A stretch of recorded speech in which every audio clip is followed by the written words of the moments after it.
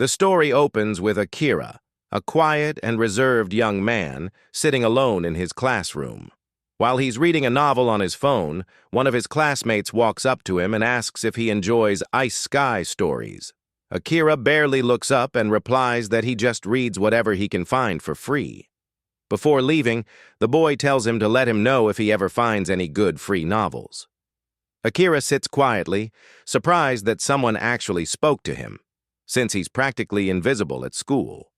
Suddenly, his phone begins to glitch, the screen flickering uncontrollably.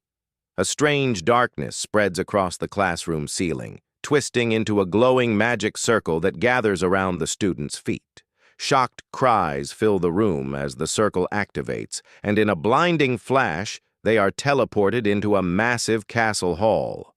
Confused and frightened, the students look around as a mysterious priest steps forward and tells them that the king will see them soon.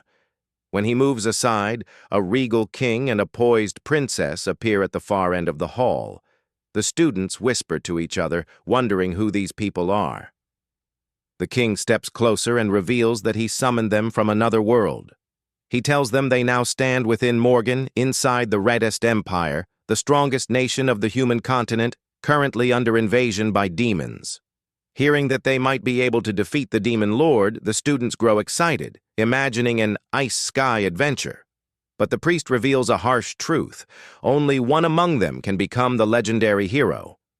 One student steps forward to take the ability test using a glowing magic orb, only to discover he isn't the chosen hero. The priest reassures him that he still has the strength of a capable soldier. More students take the test. Yuki finds out she is a dispel mage. Tomoya learns she's a knight. Shori discovers she is a healer. The priest then explains that they can check their statuses naturally without even touching the orb. Everyone starts examining their abilities, murmuring with excitement. Nanise asks Akira about his class. Akira quietly reveals that he's an assassin, but inside, he's confused by how overwhelmingly high his stats are. Then Tsukasa steps up to the orb. It shines brightly, revealing the hero class. The priest praises him for his extraordinary potential, and the students erupt into cheers for their handsome class president. But Akira can't understand how Tsukasa became the hero despite his weak stats, especially when Akira's own stats are far stronger. Nanise asks Akira to show his class, but he stays silent. Feeling unsure whether he can trust the king's suspicious demon story, he decides to hide his overpowered class. Activating a concealment spell, he masks his presence entirely. Nanise panics, thinking he vanished, and rushes out to look for him while the others continue testing. Once the examinations are over, the priest announces that he will prepare special accommodations, training, and equipment for each of them. The students are guided to their assigned rooms. Akira quietly follows them, still hidden, relieved his identity wasn't exposed.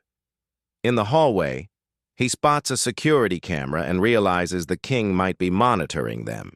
He feels glad he didn't trust him, but he doesn't notice a knight secretly watching him from behind.